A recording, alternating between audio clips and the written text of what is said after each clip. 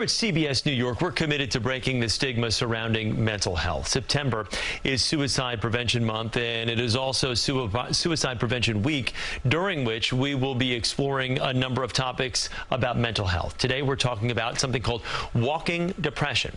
Joining me now over Zoom is Wendy Sefcik, a member of the board for the New Jersey chapter of the American Foundation for Suicide Prevention. Wendy, thank you so much for being here. We greatly appreciate it. Thanks for having me. I know your story is a very difficult one, and I know you're asked to give your background on this topic, and I'm going to ask you to start things off by just telling us why you did join the AFSP. Yeah, I got involved with the American Foundation for Suicide Prevention because, unfortunately, I lost my 16-year-old son, TJ, to suicide on December 1st, 2010. And it was after that loss that my way of coping was to find out how could this have happened to my family. And I was shocked to learn that we are losing so many people, young people, people across the lifespan to suicide every year, but people don't talk about it enough. So I found out about AFSP and all the support they were able to offer, and I got involved with the organization. Wendy, I've seen some interviews that you've done, and I know that the loss of your son obviously broke you to 1,000 pieces, as you mentioned.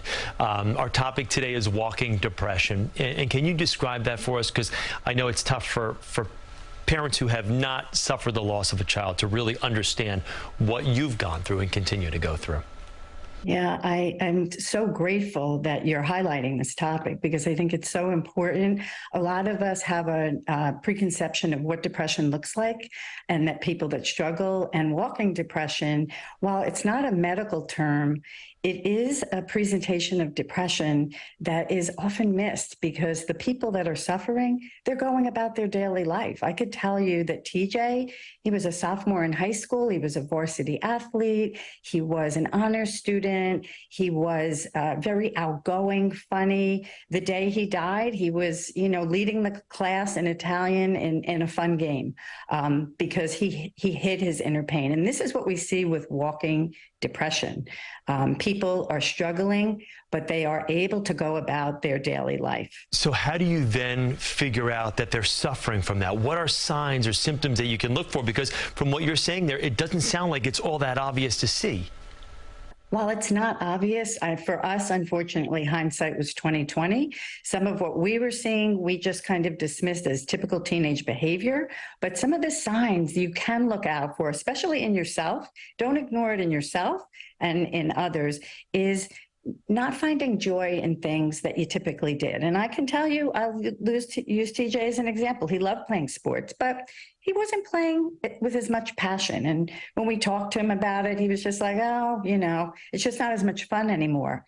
That should have been a light bulb moment for us, right? Here's a kid who loves it. And this could apply to anybody in your life, right? Just notice things that they used to love and they're not finding as much passion. Maybe the person is feeling kind of disconnected. You know that they have lots of people in their life that love them, but they may be participating in parties or events, but they seem a bit removed. And you, if you're the one that's feeling it, you know that you're not feeling that usual connection. Perhaps something had happened in that person's life that was a big event, like when I lost TJ to suicide. And if I had just gone about life, that could be a sign that, some people say, oh, look, that person's so strong. They're dealing with it so well. But the reality is they just may be holding it in and not being able to express and get the help they need. Any kind of dismissing of feelings. So if you notice somebody that you care about, it just seems off in any way, and you ask what's going on, and they're like, no, everything's fine. Constantly dismissing feelings, not feeling good about themselves. So what I always tell people, the most important thing is to just notice changes. And none of us want to think something's wrong with a loved one. But if you notice changes, if you see something, say something. Say, hey, I know you seem like things are going okay, but I do notice a couple things about you that you're not your typical self. Is there something going on? We can talk about that and we can get help. And that's the most important thing, is notice any changes, because usually even with walking depression, there might be very subtle changes, not obvious, somebody curled up in a ball in the corner of a room, but there are changes. Yeah, Wendy, thank you so much for taking a few moments, and we greatly appreciate your perspective, and we're sorry for your loss, but we're very happy that you're here to tell your story and to help others there that may need it. Thank you. Thank you.